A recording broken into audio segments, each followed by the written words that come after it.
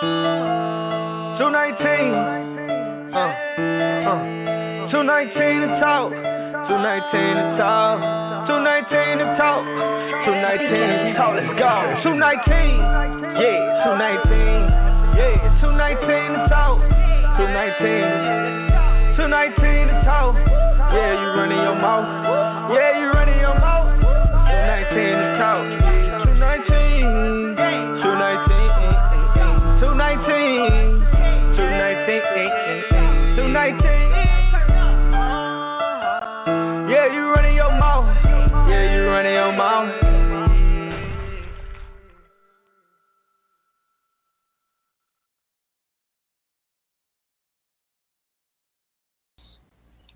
Welcome to the show. It's none other than your host, Queeny. Waiting on everybody to go ahead and call in. But while we do, ain't nothing wrong with playing a little music, just to get you right on together. I want to play a little bit by by an artist that I really love, which is Q Stone. It says, "Bless somebody." Have you blessed somebody today? All right, check it out right here on 219 The Talk. Many times we worry about things that we don't have and don't realize how much that we already have. There's many people out there that's less fortunate than you. It's more blessed to give than to receive. Come on. Some folks got more than a little bit. Some folks got less than nothing. Come on. Some folks gotta work a lot of overtime just so they can get their kids something for real dough. Living check to check, just one paycheck for being broke. And don't let nothing happen like your car break down on top of what you already owe. We all been there, some still there. It'll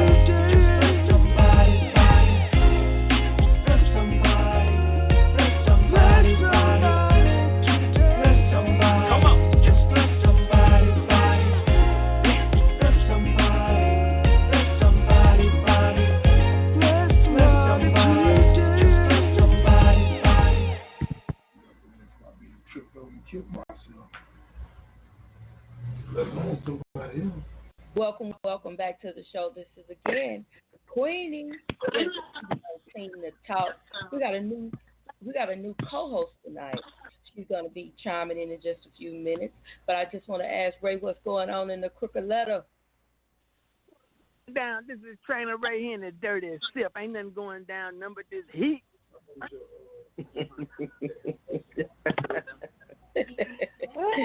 Well, how does fish grease around here? What? Can you hear me? Just let's do a sound check. Can you hear me? I can hear you. I can hear you. Can you hear me? Yes. Just wanted to do a sound check. You know, I know one thing is hot out here in Houston as well. Oh my Lord. Oh my Lord. Onis, we have a new H-Town. H-Town. What the what? Come here making all that noise. Who is that? That's Onis, baby. You better know it. Look, yes, I have got to go to heaven, y'all, because I can't stand this heat, Lord. Well, Onis, that's my saying. The gates open. Here I come. Yes. Well, you know, Onis, that's my saying. If you don't like the heat, get out of sin. Don't drop it like it's hot. Drop it like it's sin. I'm telling you. There you go. There you go. Oh, just my God. Don't do it. Just don't do it. And the crazy thing about it, and Ray, you already know how crazy Houston is with weather. It could be raining, the sun is shining, it's cold outside, and we got rain boots, an umbrella, a sweater, a tank top, and a coat, overcoat on, because you just never know where Houston is coming from. All the time.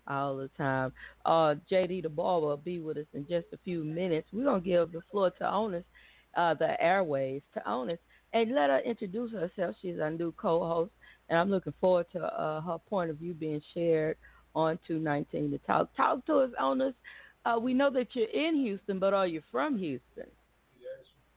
Originally, I am from the Big D, Dallas, Texas. I've only been in Houston about 18, 19 years, so I guess that makes me, I'm in Rome, do as the Romans do. So Houston is my home now, but originally from Dallas, Texas, South Oak Cliff.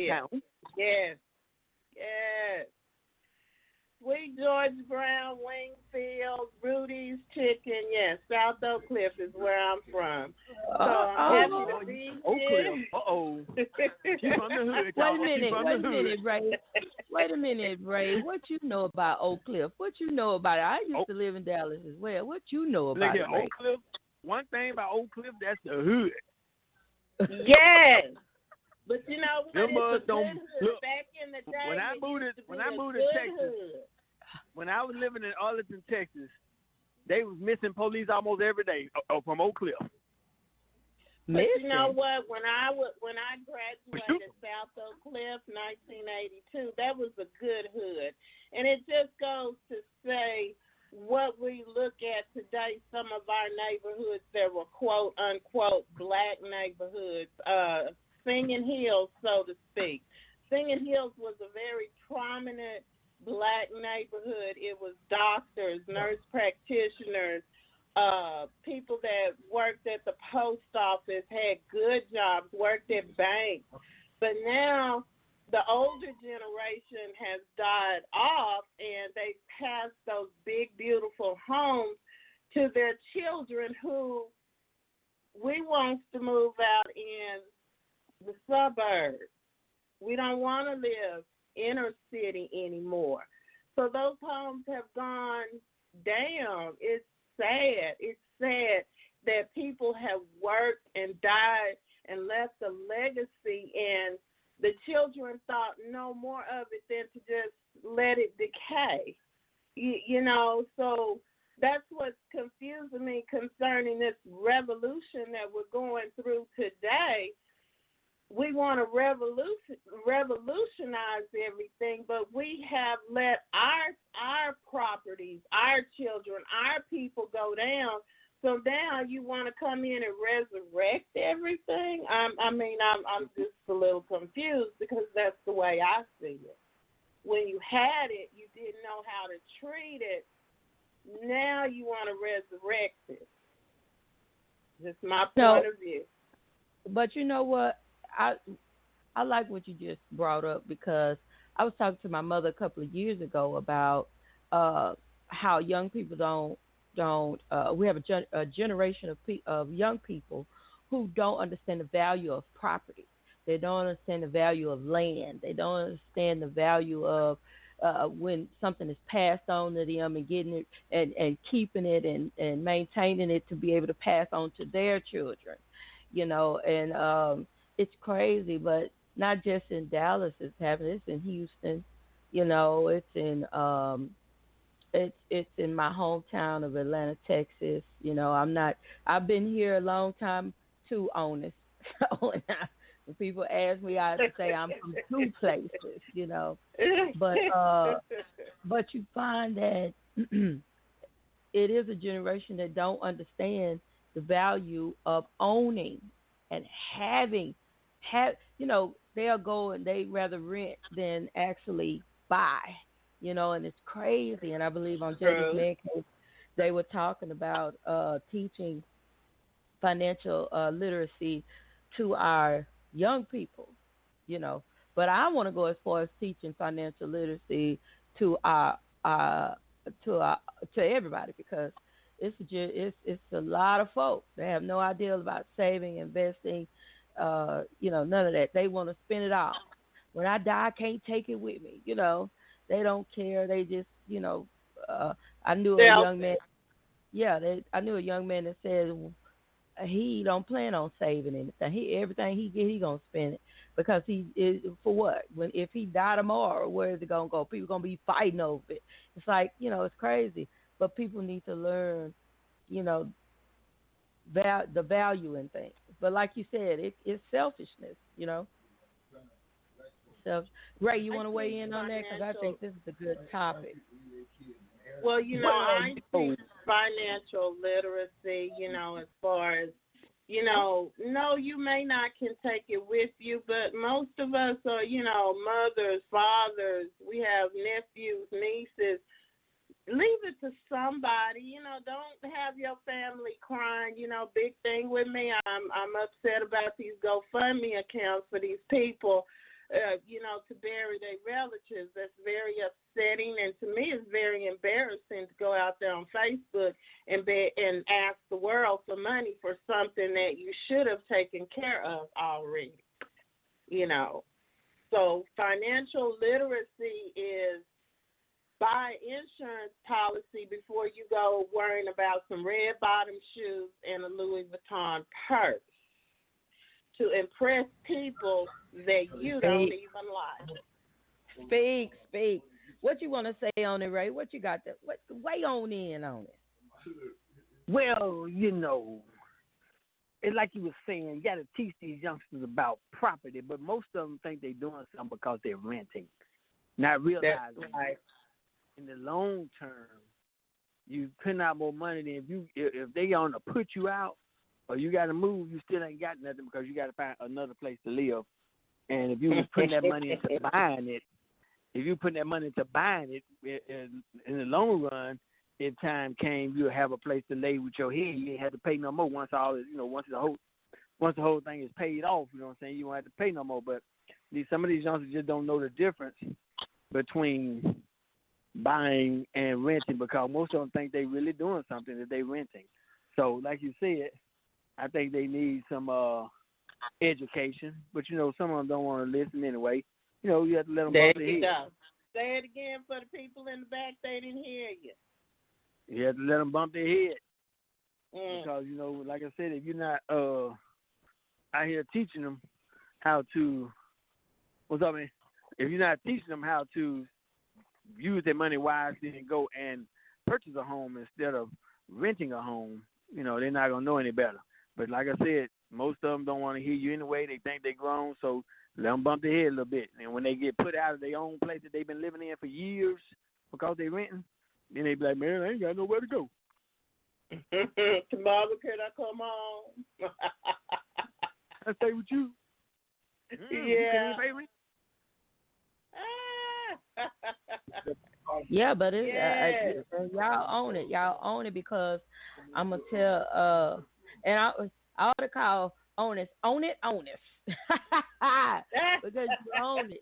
You own it for real. Because if we put as much attention into teaching financial literacy as we do it in competing with one another to make sure we got the biggest house and the baddest shoes and oh, she got a big house. I need to go get me a big house. Like you said about purse, one more my purse was $400. Why would you go spend $400? Listen, I was dating this guy. He told me, he said, if I want to get you a $400 purse, that's my business. I say, that's right. That's gonna be your business because I don't want no $400 purse when I could have, now $400 purse. Y'all hear JD the barber back here? He's all in this. So why would you go and put that much money into a purse that I'm gonna put up on the shelf and change and use the $30 purse that can carry everything? I can carry everything in. I'm just trying to tell you, I'm just being real. We need to put more. You ready? Okay. We need to put more attention on. Can you still hear me? Yes. Okay. We need to put more focus in on teaching financial literacy. Welcome to the show, JD the Barber. What's going on? Hey, what's going on, y'all? I apologize for being a little late, but I had to take care of a little business at this household before we got started, and it ran a little deep past 7 o'clock. So here I am. My wife loved to hear me say 7 o'clock. But anyway, how y'all doing today? Onis, welcome to the show, darling. Own it. We're so happy to have you as part of this show. Girl, look at here. JD the Barber. I can't hardly hear what. I'm just glad. I'm sorry. What's happening, Shawty? We just gotta have live. Okay, you can. The volume don't go up, baby. Just do the show. Okay, I'm just trying to get some information here, little mama. Calm down. Go ahead, do the show. Ray, what's happening, baby? Hey, JD the Barber, what's going down, man? I'm just chilling down here in that dirty ass physio. Sitting there struggling with this woman of mine. You know how she is. Yeah, I'm all right. I'll be all right. Yeah, man, it's a pleasure to be on the show today. But yeah, we got to teach our kids, man, financial literacy. Our children, when it comes to finances, don't even understand money. They just think it's something they got to have. Right. But yeah, it's just, you know, I know I never was taught growing up as a kid about interest rates and credit and ownership. You know, we teach our kids to be consumers and workers. You know what I'm saying? We don't teach our kids to be owners and entrepreneurs. That's so right. we need to break that. We need to break that curse.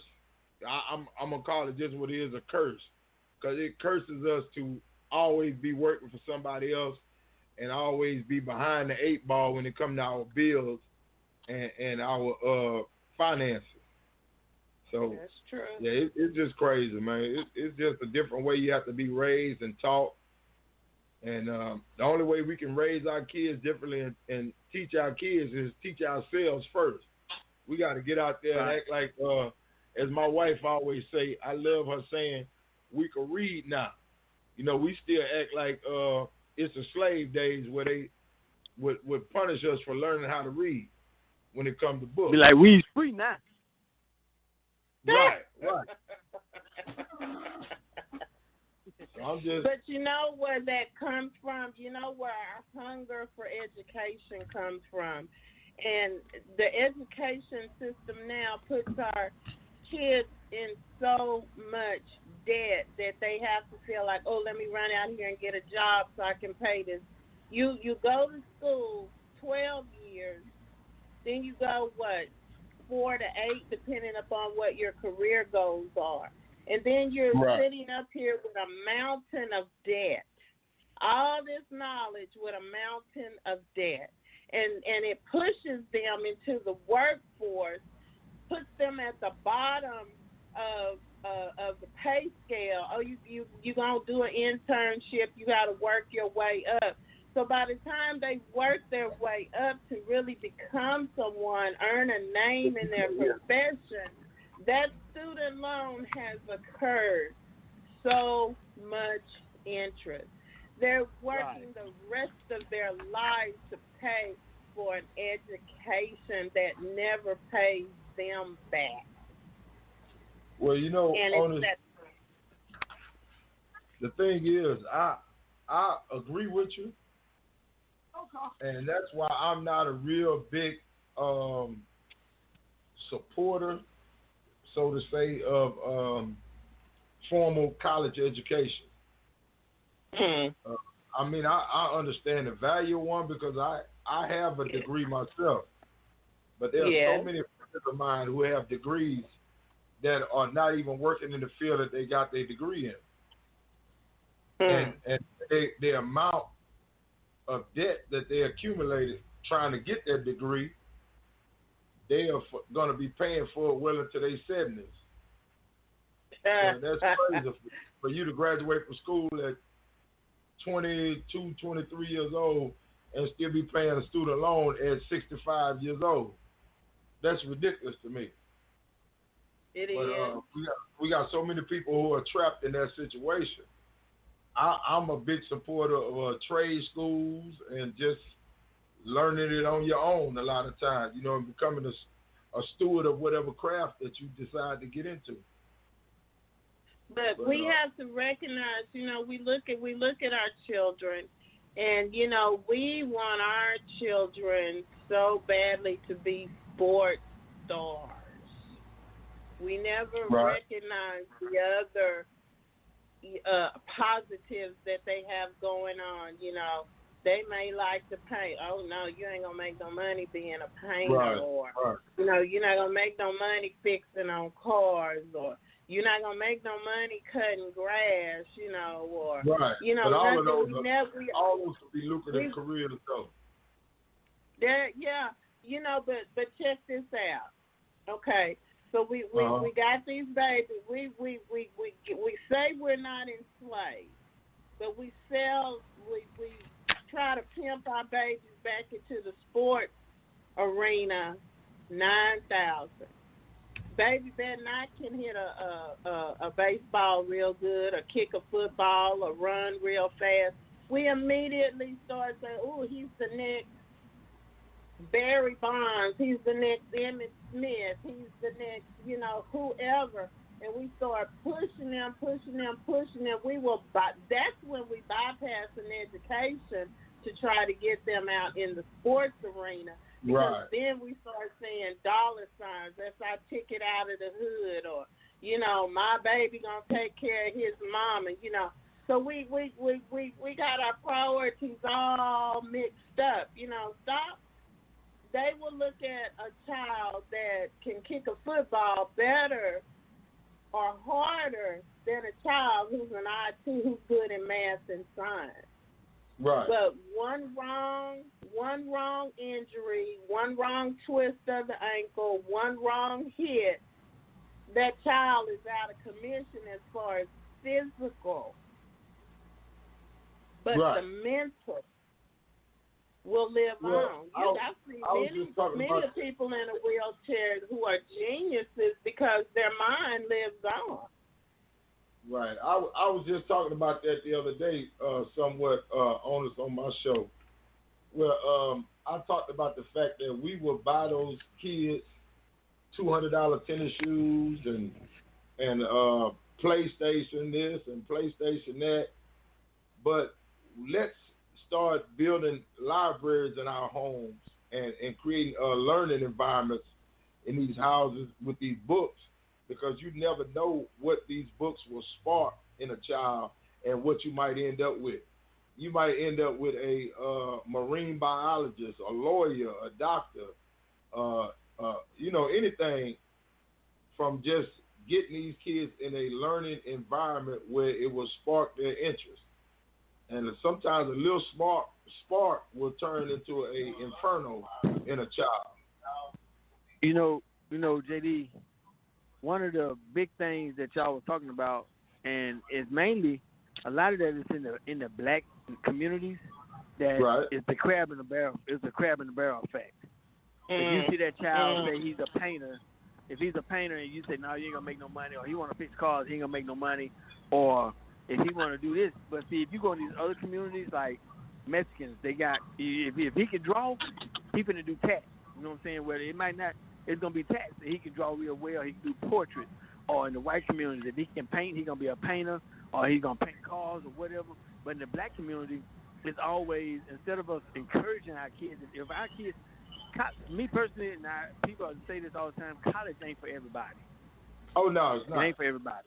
So if he has a skill, if he has a skill or a trade, if you see he's interested in fixing cars, push him to go fix cars. They got schools for it. They got UTI, University Technical Institute, and they work on cars, boats, and diesel mechanics. Diesels and everything. They got different places. If you want to be a painter, send them to school to paint. My thing is, people are holding back the black kids so much to where all they know is, well, my mom ain't going to like me to do that. Yeah. My dad don't want me to do that. But instead of saying, hey, look, okay, he can paint, let's go and put him to work then. Let's go and see what he got. He can fix cars, go and let him get in it. Because the more you keep him back and then you try to make him go to school, that don't mean he's going to be what you wanted him to be in school. That don't mean he's going to be that doctor or lawyer or veterinarian or whatever you think you want him to be in school, because he might get in school, he or she might get in school and party the whole time and flunk out of school. Then what? Now you spend all this money on somebody partying and they only did so many years, but when they tell people, yeah, I've been to college, I did about 2 years, what that mean? They don't mean jack. And to be honest, I've known people that have 4 degrees and can't get a job. So sometimes it don't play well for everybody, because I was in a line one time applying for a job at like a spot, and this guy was like, man, you know what? It's a shame. I got a 4-year degree and still can't get a job. I'm trying to get a job at Walmart.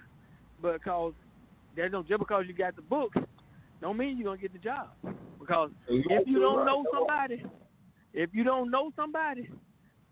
you're pretty much out of luck. Because right now, in this day and age, it's all about who you know. You're right. So we as blacks need to stop pushing these kids away from what they feel they like to do. If he want to go out here and draw, teach him. Don't send him to art school to help his foundation or help his skills to improve, or send him to mechanic school. You want to work on cars, or send him to these places to do trades. I'm like you, JD.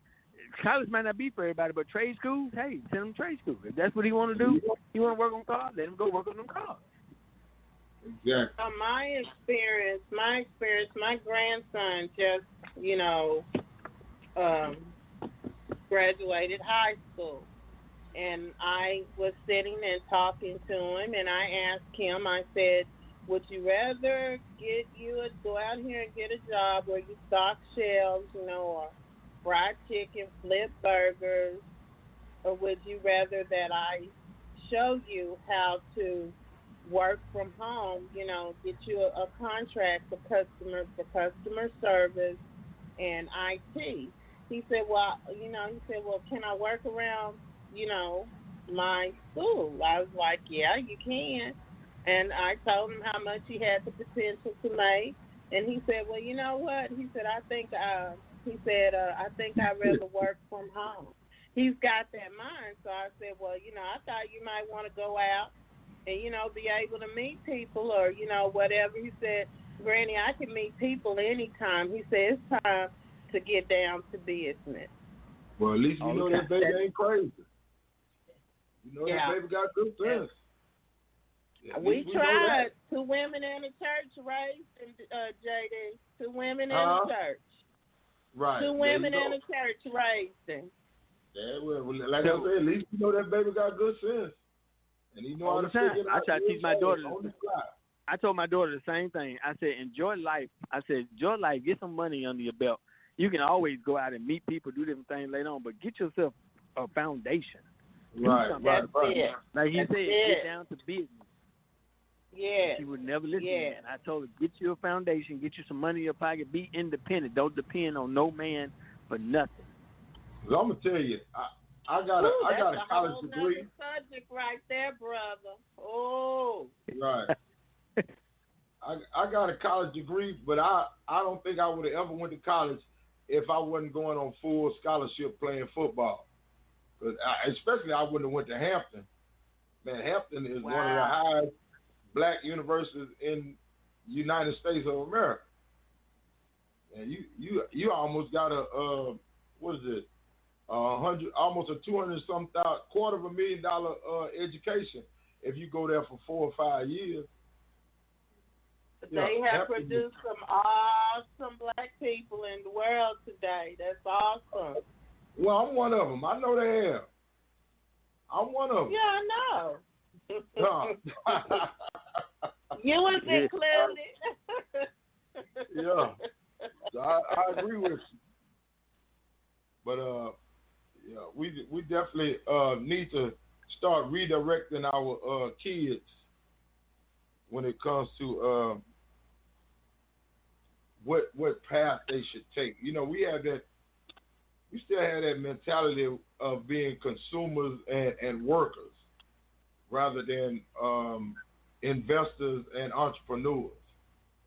Well, you know what, it's not too late. In this revolution, I guess that's what they call it, the revolution, right. The Floyd movement, you know, whatever it is, you know, and saying, you know, spend your money on black-owned businesses. I don't have a problem with that.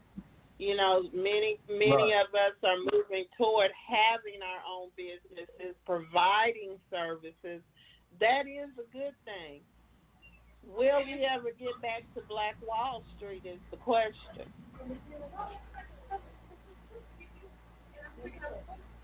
Yeah. It's a possibility. Will we ever get back to having not one, not two, but let's say a nationwide Black Wall Street where we are in control of our money? We have more black banks. We have more black credit unions. We have more black investment services. We have more, black CEOs, black CPOs, you know, black executives. Right. Will we get to that point? Well, let me tell you something. How will we get to that point? Yeah, let me explain something. I have never understood why Black Wall Street has never been rebuilt with all of the financial advances that black people have made. You got billionaires such as Oprah. You got multi-millionaires like Tyler Perry. You got Puff Daddies. You got Jay-Z's. You got all these different financial, supposedly black gurus. But we have never rebuilt Black Wall Street since its demise in Oklahoma. I don't understand that. I can't do nothing about it because I don't have millions or billions. So I can't help finance it. But I do know that we have enough black financial power to have rebuilt Black Wall Street somewhere. And we have not done it. You I know, don't understand. JD, I'm going to say this, and you know, you ever heard the saying, blacks don't like teaching blacks how to make money? There you go. Blacks don't want to teach other blacks to make money. So a lot of people like to keep it to themselves. Right. Now, a lot of times, a lot of stuff I've learned as far as business-wise, to be honest, I learned from a white guy. Right. I learned from nobody black. I learned from somebody white. Now, I am part of a group, which I'm gonna have to add y'all to it. On Facebook, there's a group called the Blackout Coalition. Okay. They support. Yes, I'm trying to get please the do. owner. Actually, I've been trying to reach out to the owner because I want him on one of the shows. But basically, it's all supporting of black businesses. On Mondays, is Promote Your Business Monday. Every day is a different day. So Mondays, if you got a business, you promote your business. Whether you're a photographer, barber, whatever, it's all promote black businesses. Every time I turn it on, somebody has started their own black business as far as clothing lines, different events. They got different things going on, wedding dresses, making prom dresses, and all these are black-owned businesses. So people are trying to get something started, but like you were talking about, these people with all this money, these people ain't trying to teach nobody to make no money. They're trying to keep it for themselves. Well, they've arrived. Right. They've been accepted. That's what that is. You know, they will give.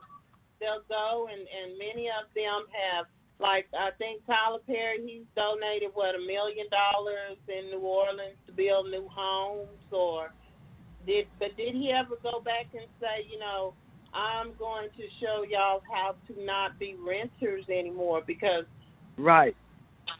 Lower Ninth Ward was mostly renters.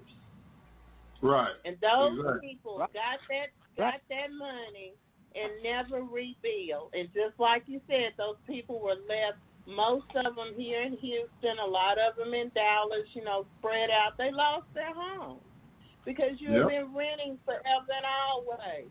And when catastrophe came, they got their insurance money, got the FEMA money, and chose not to rebuild. Right. Right. Well, the thing about it is people with all those millions of dollars, I would love to see them say, okay, we're not over in Africa like Oprah has done. I want to see you do here.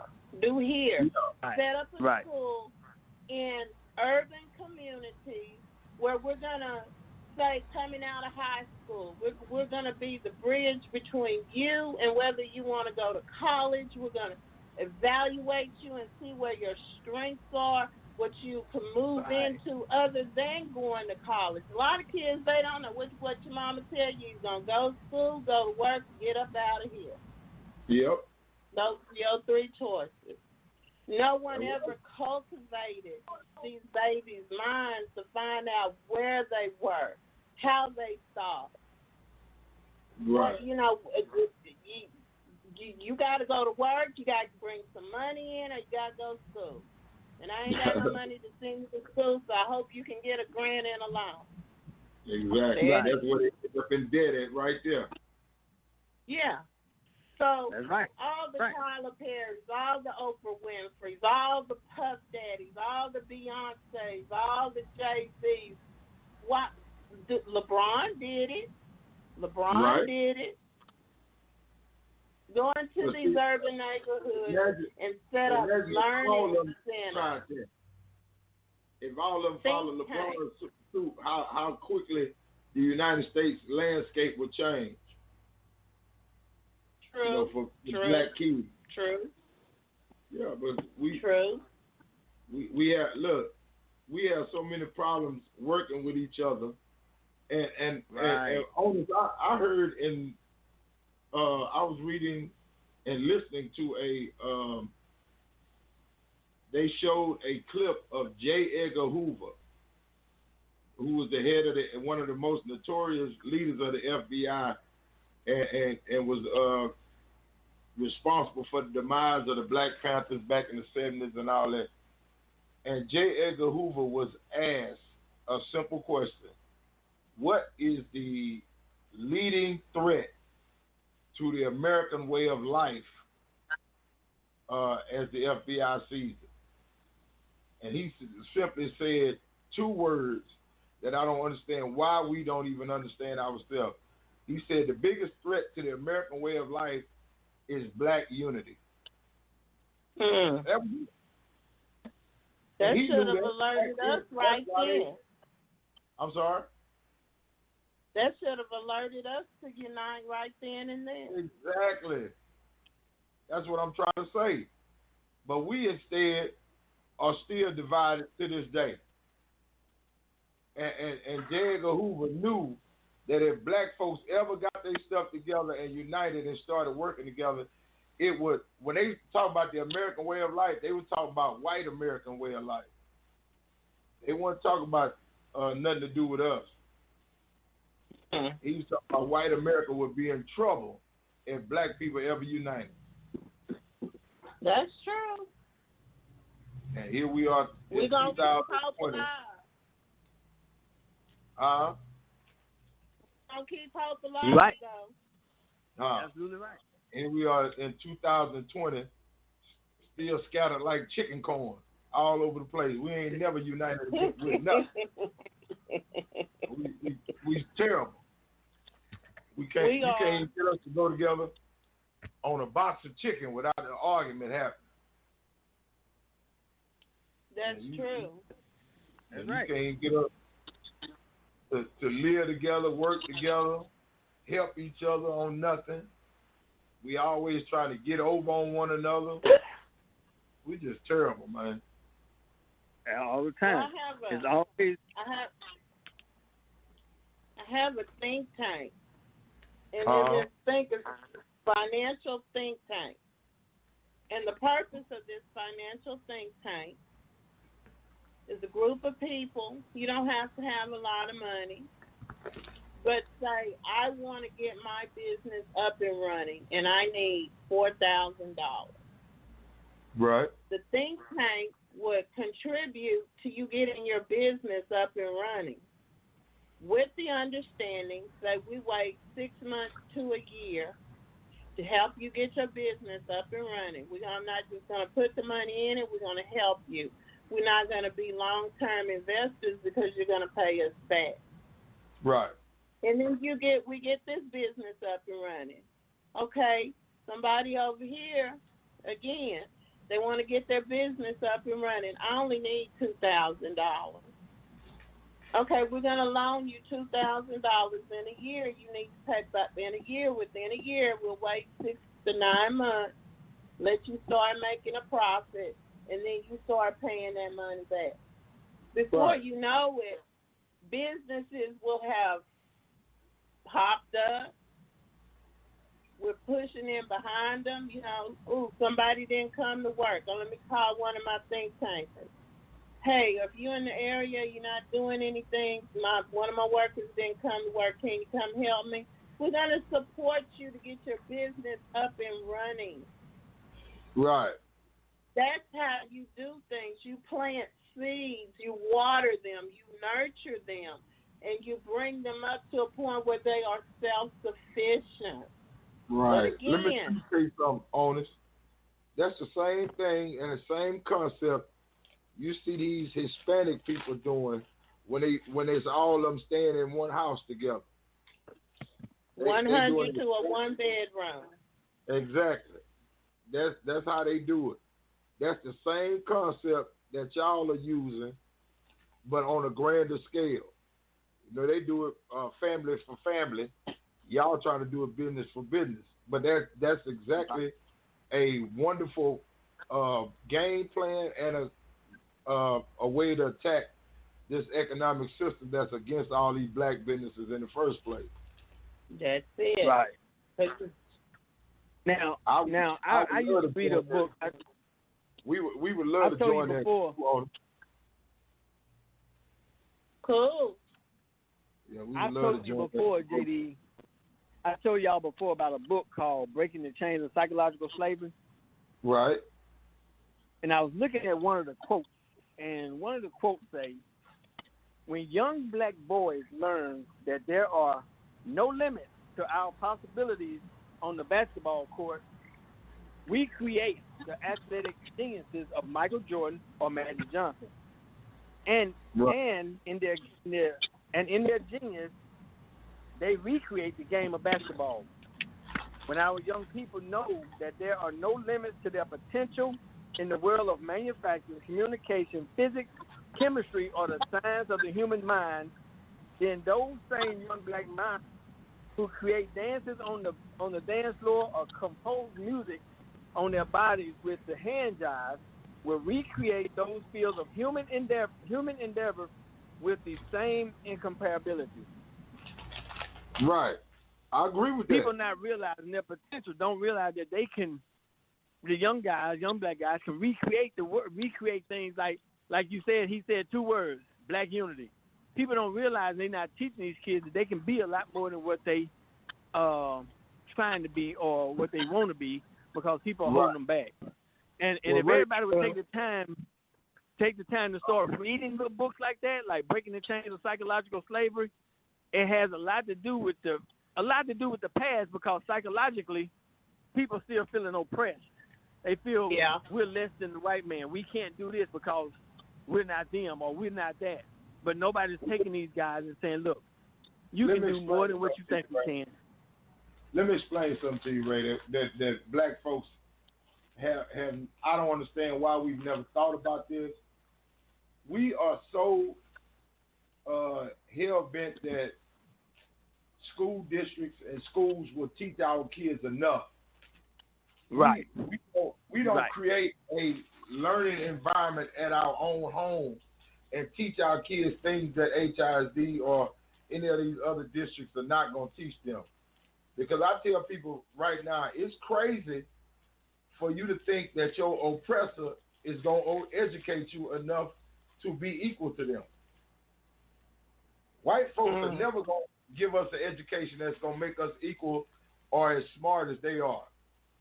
See what I'm saying? Right. Well, so instead of spending $200 on buying that baby some Jordans, won't you spend $45, $50 and take them to the bookstore and create a library in your house? All the time. You see what I'm saying? You can spend $40 a month, and next thing you know, you have a full library in your house before the end of the year. You see what I'm saying? And you never know what book that kid will read and turn him into something else other than a sports legend. You know what I'm saying? He may be the next doctor, the next cancer curer, or whatever. That's true. And we worry about putting some Jordans on his feet, and that baby ain't gonna never play basketball in the league. That baby goofy as all I know is you got some $200 Jordans on his feet. Yeah. Know that baby goofy. You can't even get him. Baby might not even like basketball. Game. That's might true. not even like basketball. That's so very true. Yeah. If we can educate them, like you said, build a library, give them something to read other than, because in schools, they only learn about what the white folks did. Exactly. They only learn about what they taught them, how they came about, what they did to do this and that. They know nobody's teaching them in the school that the blacks invented the broom and the dustpan. They give you that February, it's supposed to be History Month, but they still don't talk about Black history. Right. They might post a couple of Black history. They might post a couple of pictures in your class, huh? They still don't talk about Black history even in February. That's right. No, they don't. They might post a couple of pictures of somebody black, but they don't really tell you about what they did and who did what. There's so much stuff out here that people don't realize that these blacks have invented that white folks are taking advantage of, and they don't really understand that and see that because nobody's teaching them. Exactly. Nobody's teaching them. But see, that's why I say we have to create an environment at our own home that will make that child pick that book up and research different things and learn things that are not being taught to him at school. See, but we rather go buy that baby from Jordan, and he already getting D's and F's. Why you buying him Jordan? Buy him a book. Help that D turn into a B. We want him to be accepted. That's right. That's right. But we want him to play basketball with that D and that F. No. Right. No, right. You don't I need understand. I feel you on that, tutoring. Right. But see, tutoring is a dirty word. You know, if you need tutoring, that means that, you know, you dummy, you special ed, you know, everybody has problem areas or challenges. Well, the thing about this too, Onis, I'm glad you brought that up about the special education and all that. See, the thing is, black parents also are failing their kids by letting these school districts streamline their kids into these slow learner labelings and all these special ed and all that, so they can get a check for that baby.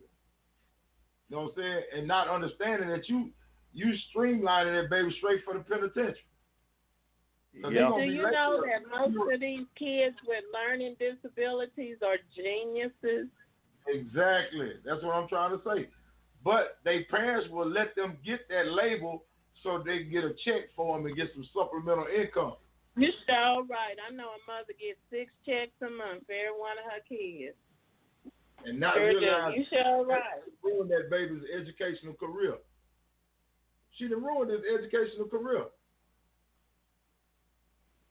So you know what? Just a little bit of bread, and for them to let them put your child in special education courses, you instead of you going up there and fighting for that baby to be able to stay in regular classes and to be seen differently and creative as he is, you go ahead and let him push them right over there into them special ed classes.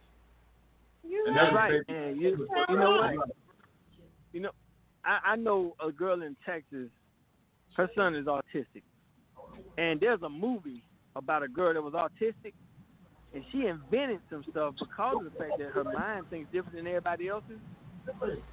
She invented some stuff to help these farmers keep from drowning their cows when they go to dip them to get the fleas or whatever off of them, to send them through their little dip. And this girl, being autistic, I saw the movie. It was based off a true story. She created a ramp system for them to walk through because they said they were losing some of their cows because they couldn't get out the dip or whatever. So the girl created a way for the cows to go through the dip, walk through, and not get drowned or die. But some people take these kids, like you said, special ed or autistic, and just kind of throw them away. Because the girl in Texas, I used to train her, and her son was autistic. And every time he saw me, hey, Ray, what's up, Ray? I said, what's up, buddy? What's going on? I talked to him. But the problem was the dad. The dad would come home and not spend any time with the child. But I had more control of the child.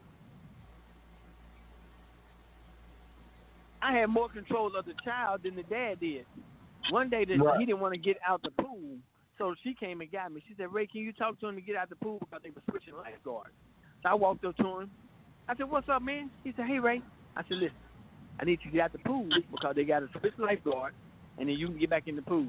Because his mom was upset. She was up crying because he wouldn't listen to her. And, she's a female. So kind of, in a sense, he wanted that male that male figure to kind of influence. Right. And so when she was telling him something, he would upset her because he wouldn't listen and wouldn't do what he was supposed to do. But when I talked to him, he did exactly what he was supposed to do because she would say, hold on. She would say something like, Ray, can you come get him? Because he won't listen to me, and she was crying. So when I talked to him, I said, look, I need you to get out the pool and go talk to you. And he got out. I said, listen, I need you to go apologize to Mommy because Mommy brings you to the gym to have fun, to swim.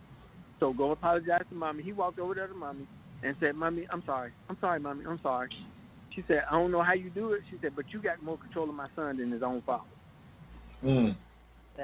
That's because he wouldn't take time with that boy. But now he's got to put she has to put him. She has to put him in a home because he's a Mexican kid and he's a big Mexican kid, and he's starting to manhandle the women in the house because her and her husband getting a divorce.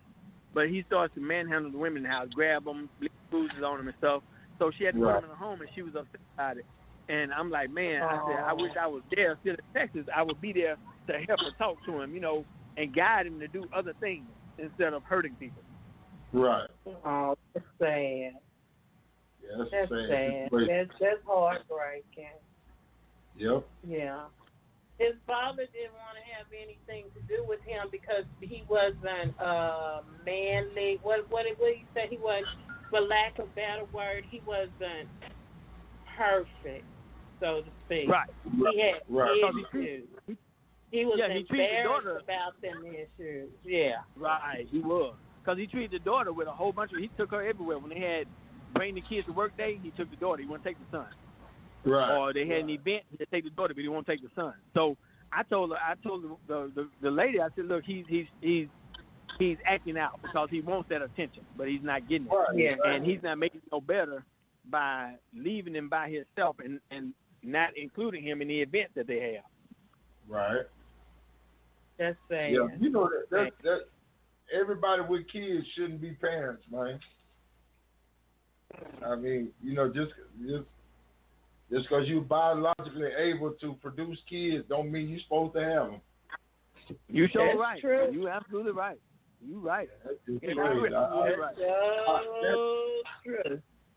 Yeah, I've seen This so many generation kids, has showed I us feel that so sorry for them, 9,000. but you can't do nothing about it. You right. You know, God take care of them. My grandson, you know, they evaluated him and diagnosed him with, what is this, ADHD, attention deficit hyper, Yeah. Yeah. But, we took him in, MHMR, whatever. Their only thing, okay, so we go to counseling, but the one thing that they push is putting them kids on medication. Right. So he was hyper, and his mama always said, I don't want his spirit broke. Don't break his spirit. Let him be a little boy. So the issue was in school, he's not a big kid. He's always been small frame, but I tell you what, he didn't mind fighting for his. You mess with his, he coming for you. Right. So the issue was he was fighting in school. And I said, you know what, I 9,000, I stand behind him. If they messing with him, he's supposed to defend himself. Well, the issue was when it got bad, little boy kept messing with him, and, he was trying to be good. He said, Granny, I'm going to be good, I'm going to be good. And he tried to be good for so long, little boy kept messing with him. He picked up a chair, and he cleaned out the whole lunchroom. He got tired. Oh. So then we was faced with, okay, you got to do something with it. But the medication makes them zombies. Oh, So I told his mom, you got to get him out of that school. So she brought him over to the north side. And, a lot of things, kids respond to what's going on at home. So I guess at that point in time, I was kind of like his escape route. I'm like, okay, well, come stay with Granny, whatever. So he calmed down. He calmed way down. She took him out their medication. She said, Mom, I threw that stuff in the trash. I said, okay, baby, I ain't mad at it. So instead of taking time to teach these kids, they want to medicate them. No, you're not medicating my baby. I threw that stuff in the trash, and like I say, 2 women in the church, he started acting up. We take him to one of the men in the church. They take him out, spend time with him, and come back, he'd be okay. Right. Medication right, is big business. It is. See, that's why I advocate on my show that we as black men need to start taking responsibility for our households, our communities, but we have to start at our own household. And a lot of times, that's all kids need to deter them from their bad behavior or to curb their bad behavior is some attention being given. And we will create families and run from them. You know what I'm saying? Well, so we have to, as black men, it's our responsibility and our duty to get back to being fathers and mentors and teachers in our households. So we got a lot of work to do in our community, man. And if we think that our help is gonna come from outside forces, we ain't gonna never get no help. Bad mistake. And we're even running from our responsibilities to our families with our jobs. We use them hours and hours and hours.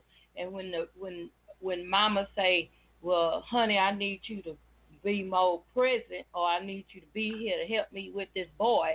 Right. First thing, I work, but we have to go the extra mile. Exactly. If we want to save our children, if we want to, make sure they have all the necessary tools they need before the eagle push that baby out that nest. That eagle has given that baby everything that he needs before he pushes him out to fly. And that's just the bottom line. I agree with you. You're absolutely right. Man, as they say, we got work to do. Got work to do. Yes, we do. It has been such an awesome show. I just been quiet listening to everybody talk, and I just feel like it is a conversation that needs to be had.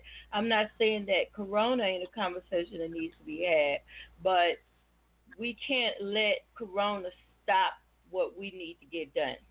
And a lot of folks, God has put everybody in a position now you have to focus on your family.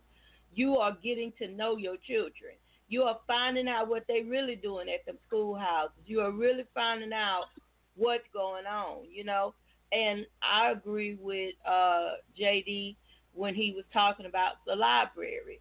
You get to choose what books in that library. Instead of crying about what's not in the books at the school, you get to choose when you build that library at home. I've seen people go get a whole entertainment center and TV and console for the kid for their birthday, and the kid can't read. They'll make sure they got a basketball, and they'll make sure that they live out their dreams through their child. Put that so much pressure on their child to excel in sports and all kinds of stuff. And that just might not be where they're supposed to be. But you put so much focus in on that instead of can they read? Can they comprehend? Can they problem solve? Can they, do they know where they come from? Do they know their ancestors? Do they know where I know where my people's land is. You get what I'm saying? I know where my grandfather's land is. I know where, but my mom had to teach us these things. She had to make sure we watch the necessary footage, documentaries, the true story of Dr. Martin Luther King, the true story of slavery. They got a lot of stories out, okay? And it's some that the white folks want us to see, and it's some that we need to see. That has nothing to do with somebody putting a little spin on it. But all of these things are necessary. We have to make sure that our children are not just equipped education as far as what they say, the math, science, and reading. What are they reading? Do they know where they come from? Do they know how important it is for a black man to succeed, a black man to take care of his family? These young men need to know that it's important that you take care of what you bring into this world. That's true. That's so true. I love this show. It's awesome. Well, I thank you for letting me be a part of it. I have thoroughly enjoyed it. Yep. Been a good discussion. Mm-hmm. Well, we're coming at the end of the show. I think that it's time for everybody to sign off. Onis, we want to officially welcome you to the show. I just wanted you to come on in and listen. I call her Own It Onis. Why? Because she's on it, baby, and not playing no games with y'all today. I wanted y'all to meet my friend because she's listening. She's going to say what she needs to say. She's not going to sugarcoat it, and that's what we like on 219 to talk. So, Onis, welcome. Welcome to the family. Thank you. It has been my pleasure. My pleasure. It's a joy to have you. So come on, Ray. Thank you. All the way from the Crooked Letter. Go and sign off for us tonight.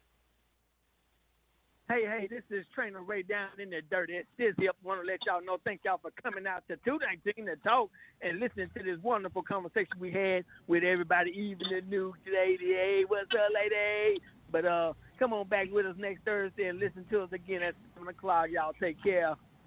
Yeah. It's your boy, JD the Barber. Just enjoying Thursday night here in Houston, Texas. We hope that you got some type of information and something that can help you through the week. And we look forward to seeing you again next Thursday. Same bat time, same bat channel. All right, Onis, gonna sign out. All right. H-Town leaving you for tonight, but we'll be back next week with another hot topic. Yes, bring your pen, bring paper, take notes. Let's get it right. We got to keep it moving, people. Keep it moving. Have a good one. All right. Well, y'all know it's Queeny. Y'all know it's Queeny. Listen, I want y'all to understand this. We're not playing with y'all. You understand me? We're going to be here every Thursday at 7 o'clock. Say it, JD. 7 o'clock. 7 o'clock. At 7 o'clock with Ray, all the way from the, how you say it, the dirty what? In the dirty city.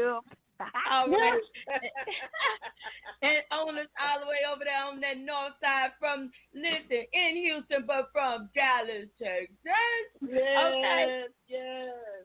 You know, we love you, and there's nothing you can do about it. So we'll see you next time. So signing off, I want you to understand that if nobody loves you, God loves you. Just keep it rolling anyway. How about it? Good night. 219. 219.